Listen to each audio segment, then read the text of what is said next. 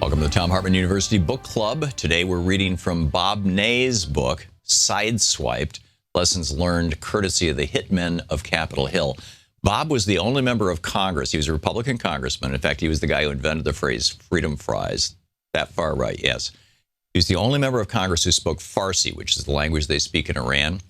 The Iranian government, during the Bush administration, George W. Bush, sent a letter to, or delivered a letter to Bob in Farsi, because he spoke Farsi, saying that they were willing to recognize Israel and stop their nuclear program in exchange for recognition by the United States. Bob delivered that to the Bush White House, and within a short time, Bob found himself in a federal prison. And that letter never surfaced, and that rapprochement never happened. It's an amazing story. It's too long to read as an excerpt, but it's in the book.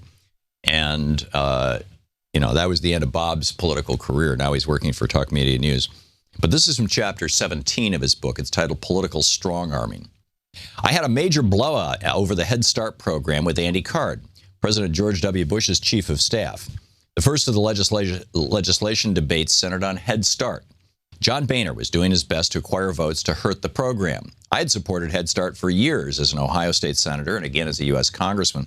When George Bush became president, however, every issue, including this one, was treated as though, if lost, it would be the end of the world, as if winning were vital to save the presidency. Speaker Hastert became a lapdog for President Bush. Didn't matter whether it was overspending, crushing unions, or ripping the legs out from under Head Start. Hastert acted like the president ran the House instead of the other way around. I found myself under intense pressure to vote against Head Start. I was bombarded by all sides, Tom DeLay, Hastert's staff, and the chairman of the Education Committee, which at the time was John Boehner. I found it amazing that a sitting president would make a do-or-die issue over taking money away from poor children who needed a jump on school, a Head Start. Anyone in the field of education knew that Head Start had a rocky beginning, but it had proven to be statistically and socially a very fine program, and I had always supported it. I had a private hideaway, an office the Speaker gives to leaders and long-term older members of Congress that very few people knew about. Even Brian Walsh, my press secretary, was unaware. On this particular evening, I was in that Capitol hideaway, one floor directly below the chamber. I was sick and tired of being lobbied and bullied on this vote. I had to escape the arm twisting. I used to say it was so bad that you could hear the bones snap on the floor of the House. My private phone in the hideaway was ringing, so I knew that only Ted Vander Meade of the Speaker's office could have given it out. Chris Kruger, my executive assistant, answered it and signaled me that it was Andy Card, the White House chief of staff.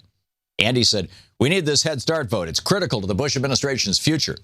I was stunned at this. The entire future of the Bush administration was predicated on beating up on little unfortunate kids by taking away their Head Start funding. I thought this was idiocy and stupid politics. I said, I have always supported Head Start over my entire career. I don't like this vote, and I just cannot help you. Card blew up at me and responded with, "Let me make this clear. Boehner said you were a vote for us, and we are holding you to that." "I don't know where Boehner got that from," I said. "I can rethink this, but I don't like it, and I'm sure I will not change my mind." Andy then said, "You are an effing liar," only he spells out the word. And I said, "F you, Andy, and your idiotic administration." And I hung up on him. I went to the floor of the House where Boehner confronted me. I told him, "Andy is disrespectful, way out in left field on this. He can kiss my ass and F him, period." Boehner continued to strong-arm me. They were one vote short. It boiled down to the fact that this vote was so hideous, so wrong, that they simply could not get the votes. One of my best friends in Congress, Steve LaTourette, took a bullet for me on this to move the bill along.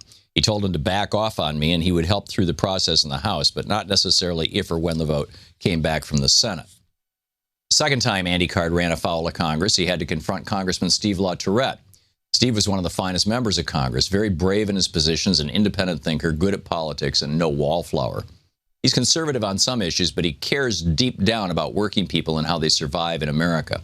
At this writing, Steve has left Congress, frustrated with the lack of acceptance of moderates within the Republican Party. Andy Card decided that he wanted to remove Davis-Bacon, a federal law that requires payment of prevailing wages to workers on public works projects, from the Transportation Appropriation Bill. Don Young was a strong transportation chairman and let LaTourette take the lead on the issue. I dug into Andy's history and found some interesting things. He'd been a Massachusetts state rep. He'd worked for President Bush's father, Bush 41. When Bush 41 lost to Clinton, Andy felt that the transportation bill had done the president no good, and he disliked labor unions, and he disliked unions in general. We all kept up a tough front.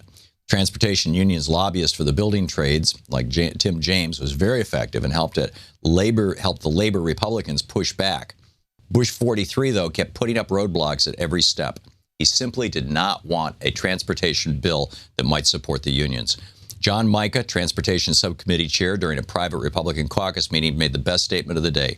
John said, "Hell, the president doesn't think we need a bill. As he travels in cities by car, they stop all the traffic for his motorcade. He thinks there are no traffic problems. The streets are deserted." We all howled. So anyhow, there's just all these amazing inside stories about how Congress actually works. It's pretty grim. The book Sideswiped by Bob Ney.